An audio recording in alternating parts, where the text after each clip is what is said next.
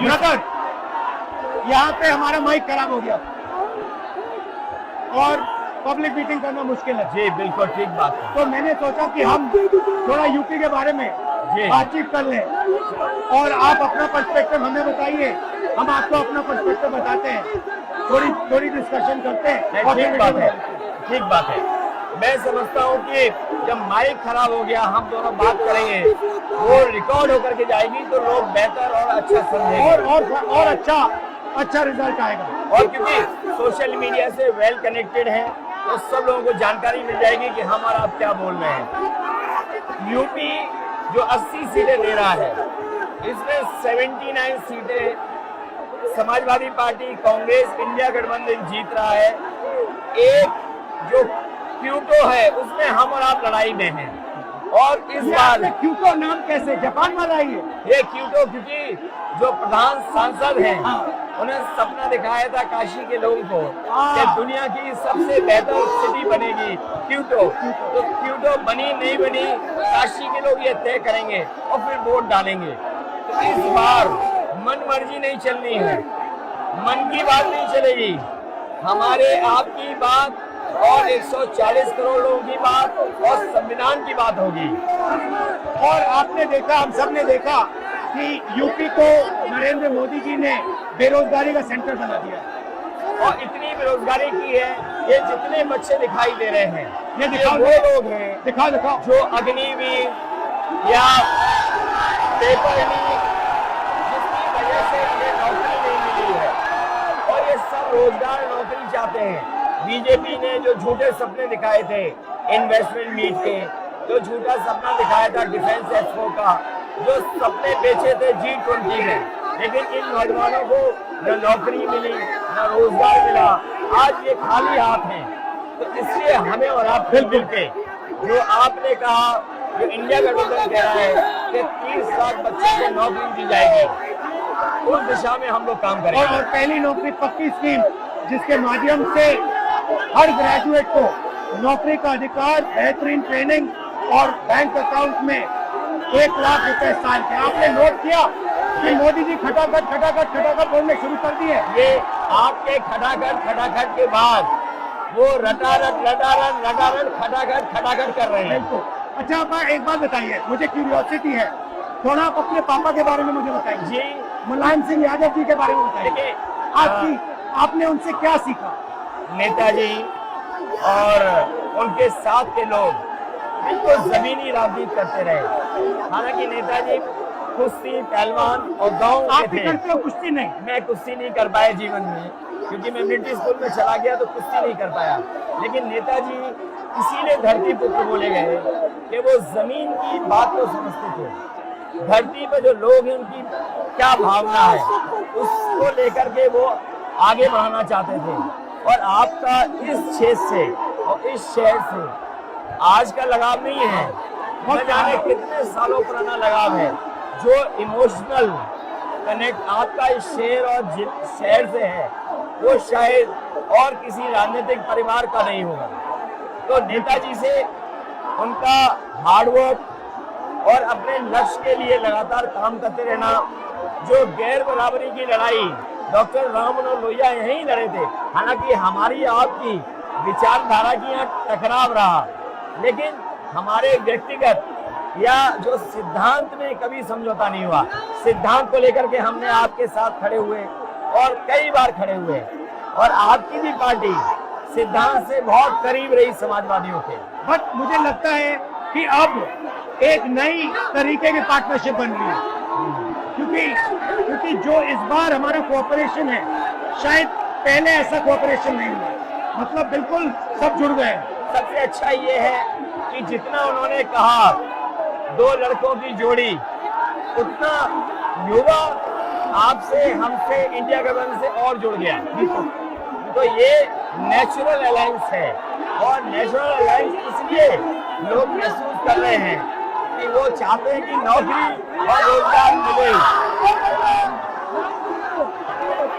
नौकरी और रोजगार मिले। तो ये बड़ी भावना है कि हमसे आपसे ये यूथ कनेक्ट कर रहा है। सबसे सबसे बड़ी बात, महंगाई की चोट सबसे ज्यादा इन लड़कों को लगती है। हमारी थिंकिंग है और आपकी भी है कि ये जो 22-25 लोगों को नरेंद्र मोदी जी ने पूरा का पूरा धन पकड़ा है, उसको ठीक करने के लिए जो हमारे युवा हैं, माताएं बहनें हैं, उनको डायरेक्ट बैंक अकाउंट में पैसा देना। देखिए, ये जो लोगों के पास पैसा पहुंचने से जो अर्थव्यवस्था को लाभ मिलेगा, मैं समझता हूँ इनका भाग्य भी बनेगा और देश की अर्थव्यवस्था ही बेहतर होगी। ये जरूरी स्कीम है कि इनके अकाउंट में पैसा पहुंचे, जिससे थोड़ा बहुत जीवन स्तर इनका भी अच्छा हो। नरेंद्र मोदी जी डिबेट से क्यों डरते हैं? क्योंकि वो सच का सामना नहीं करना चाहते। पूरा उनका झूठ का गुब्बारा है। वो बीजेपी और बीजेपी के लोग मन मर्जी से चलते हैं, अपनी मर्जी से चलते हैं, और उनको लगता है कि डिस्कशन की कोई जरूरत नहीं है, क्योंकि वो सब कुछ जानते हैं। डेमोक्रेसी में जितना डिस्कशन होगा, जितने विचार एक दूसरे को हम सुनेंगे और एक दूसरे पे भरोसा करेंगे, उतना हमारा लोकतंत्र मजबूत होगा। ये बीजेपी के लोगों ने न केवल हमारी जान को खतरा पैदा किया है, बल्कि लोकतंत्र को भी और संविधान को भी खतरा पैदा कर रहे हैं। और इसका नतीजा दिख रहा है कि चाइना हमारी जमीन के अंदर आ रहा है, आ गया। ये बेरोजगारी बढ़ती जा रही है, जो प्रोडक्शन होता है वो नहीं हो रहा है, और पूरा का पूरा एक्सटॉर्शन, ईडी, सीबीआई, ये लोग मतलब एक्सटॉर्ट कर रहे हैं। कई बार सुनने को मिल रहा है और सरकार स्वीकार नहीं कर रही है, लद्दाख की हमारी सीमाएं सुरक्षित हो गई, और अरुणाचल के आसपास या सीमा जो चीन से छू रही है वो बहुत असुरक्षित है। तो चीन से जहां हमारा सीमाओं का खतरा है, वहीं चीन से हमारे बाजार को भी खतरा है। तो कहीं ना कहीं हम लोगों को अपनी मैन्युफैक्चरिंग इकोनॉमी और मैन्युफैक्चरिंग इकोनॉमी को बढ़ावा देना पड़ेगा। और ये जो स्कीम्स है, पहली नौकरी पक्की और महालक्ष्मी, ये मैन्युफैक्चरिंग सिस्टम को, इकोनॉमिक सिस्टम को जंप स्टार्ट करने के तरीके हैं। ये बहुत अच्छा जंप स्टार्ट होगा। इसको अगर फोकस होकर के आईआईटी, पॉलिटेक्निक, इंजीनियरिंग कॉलेजेस को, इन सबको इकोसिस्टम में ला करके, मैं समझता हूँ युवा नौजवानों को अच्छी नौकरी और रोजगार मिल पाएगा। और हमारा लक्ष्य है कि सब, हर जात को भागीदारी मिले, स्पेस मिले, हर इंस्टीट्यूशन में, बिजनेस में, एजुकेशन के सिस्टम में। तो वो हमारा, हम दोनों का लक्ष्य है। बिल्कुल। और क्योंकि जो बात सभी दल कहते थे, आज इंडिया गठबंधन कांग्रेस भी कह रही है कि सामाजिक न्याय जरूरी है, जाति जनगणना जरूरी है। देश के लिए ये बड़ी चीज है। जो दुनिया में अमेरिका है, यूरोप है, अपने उन लोगों के लिए जो पीछे छूट जाते हैं, उनके लिए कुछ काम करते हैं। तो हमारा जो देश जाति के आधार पर पिछड़ा है, तो इसको आगे बढ़ाने के लिए ये बड़ी भूमिका होगी इस बार। बहुत अच्छा लगा, अच्छी बहुत मीटिंग अच्छा रहा, बहुत अच्छी मीटिंग है। यूनिक मीटिंग, मुझे लगता है कि ये यूनिक मीटिंग है। क्या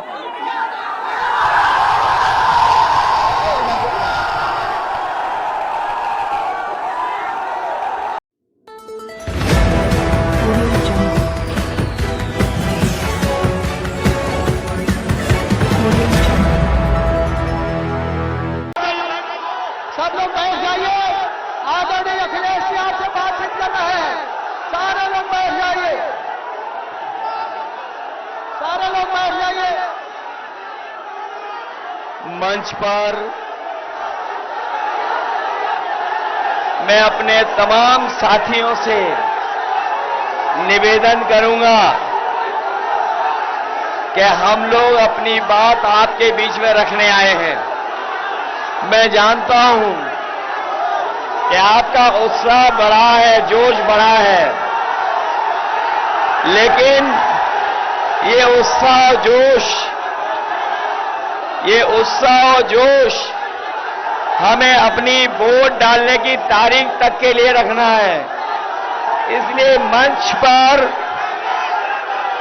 बैठे हुए यहां के बहुत ही पुराने नेता, पूर्व राज्यसभा में सांसद रहे कुंवर रेवती रमन सिंह जी, पार्टी के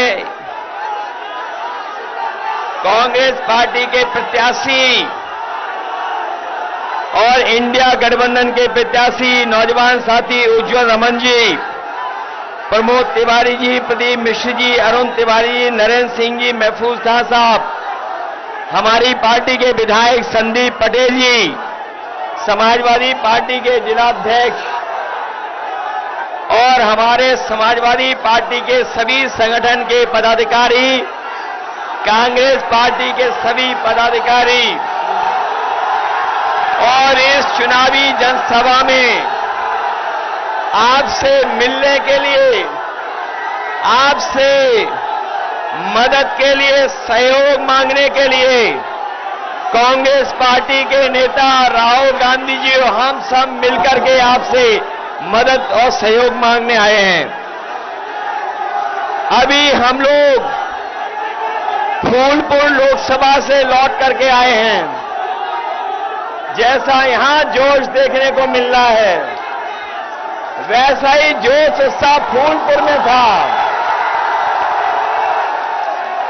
और इस इलाके में ये पहली बार उत्साह नहीं दिखाई दे रहा है। मुझे याद है जब मैं पिछले चुनाव में आपके बीच में आया था, आज तो मैं आपसे बोल भी पा रहा हूं। उस समय जब आया था तो आपसे अपनी बात भी नहीं रख पाए थे, लेकिन उसके बावजूद भी आपने समाजवादी पार्टी को एक एक वोट दिया था और हमारी पार्टी के जहां संदीप पटेल जीते थे, वहीं हमारे कुछ साथी थोड़े वोटों से रह गए थे। ये चुनाव कोई सामान्य चुनाव नहीं है। ये चुनाव सामान्य चुनाव नहीं है 2024 का। ये चुनाव लोकतंत्र बचाने का है। जिस तरीके से संविधान मंथन हुआ था, उसी तरीके से इस बार संविधान मंथन होने जा रहा है। एक तरफ वो लोग हैं जो संविधान को खत्म करना चाहते हैं, दूसरी तरफ हम और आप लोग हैं जो संविधान को बचाना चाहते हैं। बताओ, संविधान बचाओगे? यहां पर जो हमारा किसान खड़ा है, जानता होगा उसकी आय दोगुनी नहीं हुई। किसान ने आत्महत्या कर ली और दिल्ली की 10 साल की सरकार में 1 लाख किसान आत्महत्या कर चुके हैं। इन्होंने किसानों की आवाज दबाने के लिए न जाने क्या क्या किया। पुलिस प्रशासन और आंदोलन को समय समय दबाने का काम किया, लेकिन किसानों का आंदोलन रुका नहीं। आने वाले समय में जहां किसानों की मदद होने जा रही है, उनके कर्ज के लिए व्यवस्था की जा रही है, वहीं उनकी खुशहाली के लिए फसल की एमएसपी देने के लिए भी कानूनी अधिकार बनाने जा रहे हैं। ये बीजेपी वाले हमारी जान, हमारी आपकी जान के और संविधान के पीछे पड़े हैं। ये बीजेपी वाले वैक्सीन लगवा के हमारी आपके जान के और संविधान के पीछे पड़े हैं। संविधान बचेगा तो हमें नौकरी मिलेगी, संविधान बचेगा तो पीड़ित परिवार का सम्मान बढ़ेगा, संविधान बचेगा तो रोजगार आएंगे। इन बीजेपी वालों ने सब परीक्षा रद्द करा दी, सब क्वेश्चन पेपर लीक करा दिए। ये नौजवान जो आए हैं, इनका भविष्य अंधकार में डाल दिया। मैं नौजवानों से कह के जा रहा हूं, ये बीजेपी वाले ने न केवल आपको नौकरी के लिए धोखा दिया है, बल्कि आपके 1/3 जीवन को बर्बाद कर दिया। हम आपको भरोसा दिला के जा रहे हैं, नौकरी के साथ साथ सम्मान का रोजगार मिलेगा। और जो इन्होंने अग्निवीर व्यवस्था लाई है, अग्निवीर व्यवस्था हमेशा हमेशा के लिए खत्म हो जाएगी। जैसे पक्की नौकरी, जैसे हमारा नौजवान पहले पक्की वर्दी पहनता था, वैसे ही पक्की नौकरी फौज में दिलाने का काम इंडिया गठबंधन करेगा। इसलिए पीडीए एनडीए को हराएगा। इनकी बातें झूठी निकली, वादे झूठे निकले, इन्होंने हर एक वर्ग को ठगा है। इसलिए हम आपसे अपील करना चाहते हैं, आप सबसे अपील करना चाहते हैं कि उज्जवल रमन इनकी मदद करना, मदद करोगे इनके? सब लोग मिलकर के जिताओगे, अपना बूथ जिताओगे, अपने बूथ पे जाने के लिए घबरा तो नहीं जाओगे, बूथ पे जाकर के वोट डालेंगे। इनका चुनाव चिन्ह तो जानते हैं, इसलिए हाथ पर कांग्रेस के चुनाव चिन्ह पर आप वोट डालना, यही निवेदन हम और राहुल जी आपसे करने आए हैं। मुझे पूरा भरोसा है कि जब वोट पड़ेगा तो ये जीत करके जाएंगे। 4 चरणों में बीजेपी चारों खाने चित हो चुकी है, उनका सफाया हो चुका है, जनता का गुस्सा बढ़ता चला जा रहा है। 7वें चरण तक जनता का गुस्सा 7वें आसान पे होगा और भारतीय जनता पार्टी को हटाने का काम करेंगे। आपसे निवेदन है कि आपके महबूब नेता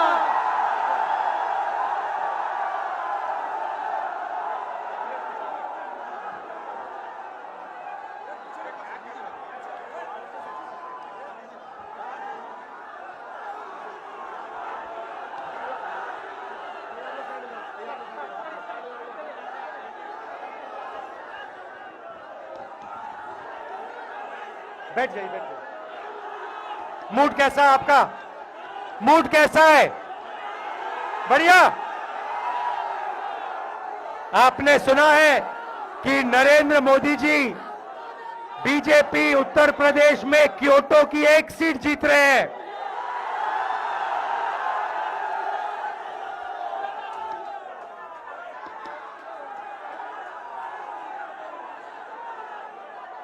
भाइयों और बहनों, लड़ाई इस कॉन्स्टिट्यूशन की है, संविधान की लड़ाई है। बीजेपी आरएसएस इस पर आक्रमण कर रहे हैं और मैं उनको कहना चाहता हूं, अंबेडकर जी का संविधान, महात्मा गांधी जी का संविधान, जवाहरलाल नेहरू हिंदुस्तान का संविधान, कोई भी शक्ति इसको फाड़ कर फेंक नहीं सकती है। ये जनता का संविधान है।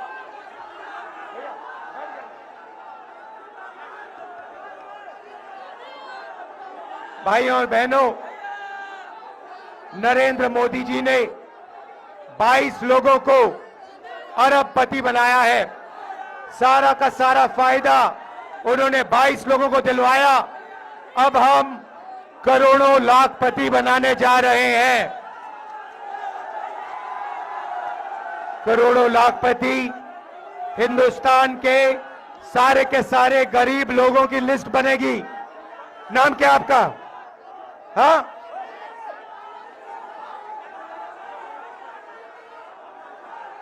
जैसे साधु पटेल जी जो है, ऐसे लोगों की लिस्ट बनेगी, करोड़ों लोगों की लिस्ट बनेगी। हर गरीब परिवार में से एक महिला का नाम चुना जाएगा और फिर करोड़ों महिलाओं के बैंक अकाउंट में टकाटक टकाटक टकाटक टकाटक साल के 1 लाख रुपए, महीने के 8,500 रुपए हम डालेंगे। भाई और बहनों, किसानों को पहली बार कानूनी मिनिमम सपोर्ट प्राइस और कर्जा माफ हमारी सरकार करने जा रही है। हिंदुस्तान के किसानों को अनाज के लिए, शुगर केन के लिए, आलू के लिए, कपास के लिए हम गारंटी करके कानूनी मिनिमम सपोर्ट प्राइस कम से कम दाम उनको हम देने जा रहे हैं। यहां जो युवा आए हैं, आपके बैंक अकाउंट में भी ठकाठक होने जा रहा है। 8,500 रुपए बेरोजगार ग्रेजुएट्स, कॉलेज यूनिवर्सिटी ग्रेजुएट्स के बैंक अकाउंट में साल का 1 लाख रुपए और बेहतरीन ट्रेनिंग आपको हम देने जा रहे हैं। भाइयों और बहनों, हिंदुस्तान की अर्थव्यवस्था को नरेंद्र मोदी ने खत्म किया। हम आपके जेब में पैसा डालकर हिंदुस्तान की अर्थव्यवस्था को जंप स्टार्ट करने जा रहे हैं। जैसे मोटरसाइकिल के पेट्रोल में के फ्यूल टैंक में पेट्रोल डाला जाता है और फिर चाबी घुमाई जाती है, वैसे ही हम आपके फ्यूल टैंक में, करोड़ों लोगों के फ्यूल टैंक में साल का 1 लाख रुपए ठकाठक डाल रहे हैं। भाइयों और बहनों, अग्निवीर स्कीम है, इस स्कीम को हम कूड़ेदान में फेंकेंगे। जो पुराना तरीका था, एक तरीके के शहीद, पेंशन, कैंटीन जो हम सब जवानों को देते थे, वही हम फिर से करेंगे। अग्निवीर को हम बंद करेंगे, खत्म करेंगे, कूड़ेदान में फेंकेंगे। मजदूरों को आज मनरेगा में 250 रुपए मिलता है। हम मजदूरों को 400 रुपए मनरेगा में और आशा और आंगनवाड़ी महिलाओं को दुगनी आमदनी देने जा रहे हैं। भाइयों और बहनों, समाजवादी पार्टी और कांग्रेस पार्टी की पार्टनरशिप है। यहां पे हमारे हजारों बब्बर शेर कार्यकर्ता आए हैं। मैं आपको कहना चाहता हूं, अब आप बीजेपी, आरएसएस के कार्यकर्ताओं के सामने खड़े हो जाओ, पोलिंग बूथ में खड़े हो जाओ और यहां के प्रत्याशी को 5 लाख वोटों से जिताओ। मैं आप सबका दिल से धन्यवाद करता हूं, दिल से धन्यवाद करता हूं। आप इतनी गर्मी में आए, बहुत बहुत धन्यवाद। नमस्कार, जय हिंद।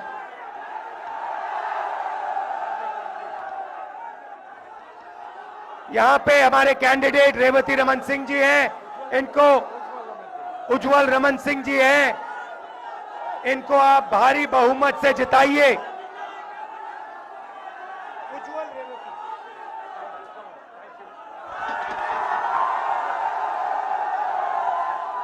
नरेंद्र मोदी जी को क्योटो पहुंचाना है, क्योटो।